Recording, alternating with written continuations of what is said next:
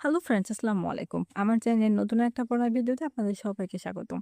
আজকের ভিডিওতে আমি সকাল থেকে এই যে রাত পর্যন্ত যে পড়াগুলো পড়ছি, আমি সেই পড়ার রুটিনটা আপনাদের সাথে শেয়ার করছি। কোনো আপু ভাইয়ার যদি আমার পড়ার ভিডিওগুলো ভালো লেগে থাকে তাহলে আমার চ্যানেলটা সাবস্ক্রাইব করে আমার সাথেই থাকবেন।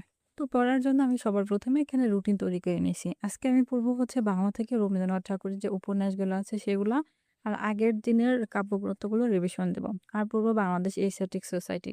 বাংলাদেশ বিষয়াবলী থেকে পড়বো সংবিধান প্রস্তাবনা এবং শিডিউল যেগুলো আছে সেগুলো, আর উপমহাদেশে মুসলিম শাসন। আন্তর্জাতিক বিষয়গুলি থেকে বিসিএস এর ৪০ থেকে ৪৫তম বিসিএস এর এমসিকিউ গুলো পড়বো।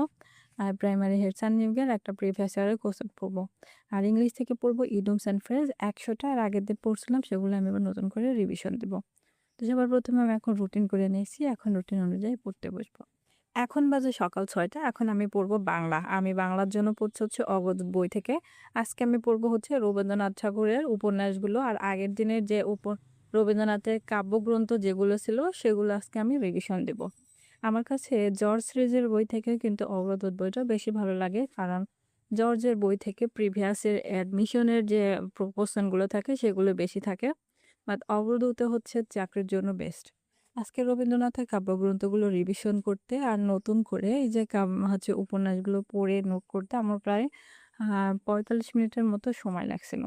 এরপর একটু ফ্রেশ হয়ে তারপর আমি আবারও পড়তে বসলাম হচ্ছে ৭টার সময়। আর এই সময় পড়ছি আমি হচ্ছে একদম একটা ছোট্ট টপিক, সেটা হচ্ছে বাংলাদেশ এশিয়াটিক সোসাইটি। এই টপিকসটা একবারে ছোট হলেও কিন্তু এখান থেকে অনেক বেশি কোশ্চেন আসে, আর এটা অনেক বেশি ইম্পর্টেন্ট। এটা হেলাফেলা করে একদমই বাদ দিবেন না। তো বাংলাদেশ এশিয়াটিক সোসাইটি এই টপিকসটা পড়তে আর আম নতুন করে নোট করতে আমার বেশি সময় লাগেনি। জাস্ট ২০ মিনিটের মতো সময় লাগছিল। তবে এখানে হচ্ছে নতুন যে সম্পাদক আছে, তারপর পুরাতন যে সম্পাদক আছে, এগুলো অবশ্যই খাতায় নোট করে রাখবেন। এরপর ৯টার দিকে আমি আবারও পড়তে বসলাম হচ্ছে বাংলাদেশ বিষয়াবলী। আর আজকে বাংলাদেশ বিষয়াবলী থেকে পড়বো আমি হচ্ছে সংবিধান, অর্থাৎ সংবিধানের যে প্রস্তাবনা আছে, শিডিউল আছে, তফসিল আছে যেগুলো, সেগুলো পড়বো। তবে সংবিধানের সবচেয়ে বেশি গুরুত্বপূর্ণ অংশ হচ্ছে যে ছকটা যেটা আছে সেটা, অর্থাৎ কততম অনুচ্ছেদ, কত ভাগে কি আলোচনা করা হয়েছে। এটা অনেক বেশি ভেজালে। এই জিনিসটা মানে বারবার পড়লেও কিন্তু আপনারা গুলিয়ে ফেলবেন।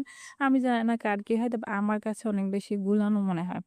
তো আজকে এই সংবিধানের এই যে শিডিউল, তারপর অনুচ্ছেদগুলো পড়ে আবার খাতায় নোট করতে আমার প্রায় ১ ঘন্টার মতো সময় লাগছিল।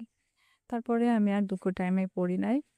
নিজে একটু বাসার কাজ করে ফ্রেশ হয়ে নামাজ করে আমি আবারও পড়তে বসলাম হচ্ছে একবারে বিকাল টাইমে ৪টার সময়। আর এই সময় পড়ছি আমি প্রিভিয়াস ইয়ারের যে হেডসান নিয়োগের একটা কোশ্চেন, সেখান থেকে আমি একটা পড়ছি। আর আজকে পড়বো আমি প্রধান শিক্ষক নিয়োগ পরীক্ষা ২০১২ যে ৪ টা আছে তার ভিতরে কোশ্চেনটা পড়বো। প্রধান শিক্ষক নিয়োগের যে কোশ্চেন গুলো আছে এগুলা কিন্তু প্রাইমারির মতো অনেকটা মানে খুব বেশি কঠিন না। আপনারা একটু এনালাইসিস করেও দেখবেন যে প্রশ্নগুলো অনেকটা সহজ হয়। তো প্রিভিয়াস ইয়ারের এই কোশ্চেনটা সলভ করে আর এর সাথে যে ম্যাথ গুলো আছে সেই ম্যাথ গুলোও আমি আজকে করছিলাম। কারণ আমি ম্যাথ গুলো বেশি না, ২০ টা করে ম্যাথ থাকে। এই ২০ টা করে ম্যাথ করি প্রতিদিন। আর টপিকস ভিত্তিক ২০ থেকে ৩০ টা, এই মোট ৫০ টা ম্যাথ আমি প্রতিদিন করি। আপনারাও চেষ্টা করবেন রেগুলার ভাবে, মানে কোনোভাবেই মানে ম্যাথটা স্কিপ করবেন না। তাহলে কিন্তু আপনাদের প্রিপারেশনের জন্য আপনারা অনেক বেশি এগিয়ে থাকবেন। তো প্রিভিয়াস ইয়ারের এই কোয়েশ্চেনটা সলভ করে ম্যাথ করতে আমার প্রায় ১ ঘন্টা ৩০ মিনিটের মতো সময় লাগছিল। তারপরে আমি প্রায় ৬টার দিকে আমি আবারও পড়তে বসি হচ্ছে আ যে মাস্টার বই থেকে পড়ছিলাম হচ্ছে ইডিয়মস অ্যান্ড ফ্রেজ। আমি এর আগে ইডিয়মস অ্যান্ড ফ্রেজ পড়ছিলাম। এখন আমি নতুন করে আবারও এটা রিভিশন দিচ্ছি। আজকে আমি ১ম যে ১০০ টা আছে হ্যাঁ, এমসিকিউ, সেই এমসিকিউ গুলো আমি পড়ব। আমি হচ্ছে দিনের বেলায় একটু বেশি পড়ার চেষ্টা করি, কারণ আমি এখন বেশি রাত জাগতে পারি না। রাত জাগলে আমার মাইগ্রেনের সমস্যাটা বাড়ে। এজন্য আমি চেষ্টা করি দিনের বেলাতে একটু বেশি পড়তে। তো এই যে এমসিকিউ যেগুলো আছে সেগুলো পড়ে মাস্টার বইতে কিন্তু প্রিভিয়াস ইয়ারের এমসিকিউ গুলো হিউজ পরিমাণে দেওয়া আছে। আপনারা চেষ্টা করবেন মাস্টার বই থেকে এমসিকিউ গুলো আগে কমপ্লিট করে নিতে। তো দেখুন আমার পাশে কিন্তু আমাদের পিচ্চি যে পাতুস বুড়ি আছে সে কিন্তু বসে আছে। আমি পড়তে বসলে এমন থাকে।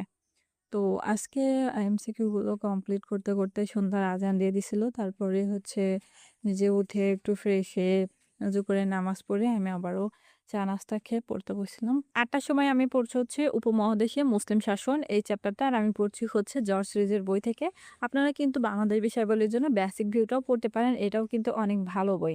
তো উপমহাদেশের মুসলিম শাসন, তারপর হচ্ছে মুঘল আমলের সেন শাসন, পাল শাসন, এখান থেকেও কিন্তু আ নবম, দশম থেকে ২০তম গ্রেডের এক্সামগুলোতে অনেক বেশি কোয়েশ্চেন আছে। এই টপিকসটা একদমই হেলাফেলা করে বাদ দিবেন না।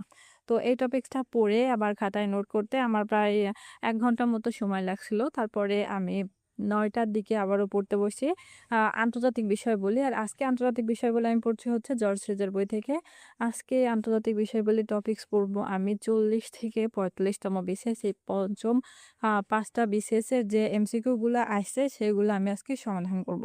আন্তর্জাতিক বিষয়াবলীর এই ৫টা বিসিএস এর এমসিকিউ গুলো সমাধান করতে আর নতুন যে এমসিকিউ গুলো অর্থাৎ ডেট পরিবর্তন হয়েছে সেগুলো নোট করতে আমার প্রায় ১ ঘন্টার মতো টাইম লাগছে। তারপরে আমি প্রায় ১০:৩০ টার সময় এখান থেকে ম্যাথ করছিলাম কিছু। আজকে ম্যাথ করছি আমি হচ্ছে গড় চ্যাপ্টার থেকে। গড় চ্যাপ্টার থেকে আজকে আমি ম্যাথ করছি টোটাল ৪০ টা। তো ম্যাথগুলো সমাধান করতে, করতে প্রায় ১১:২০ বেজে গেছে। তারপরে আমি পড়ি নাই। তো এই ছিল আমার সারাদিনের আজকে পড়ার রুটিন। পরবর্তী দিন আমি আবারও আমার আরেকটা পড়ার রুটিন আপনাদের সাথে শেয়ার করব। আমার ভিডিওগুলা যদি কোনো আপু ভাইয়ের ভালো লেগে থাকে তাহলে অবশ্যই আমার চ্যানেলটা সাবস্ক্রাইব করে আমার সাথেই থাকবেন। আজ এ পর্যন্ত সবাই ভালো থাকবেন, সুস্থ থাকবেন। আল্লাহ হাফেজ।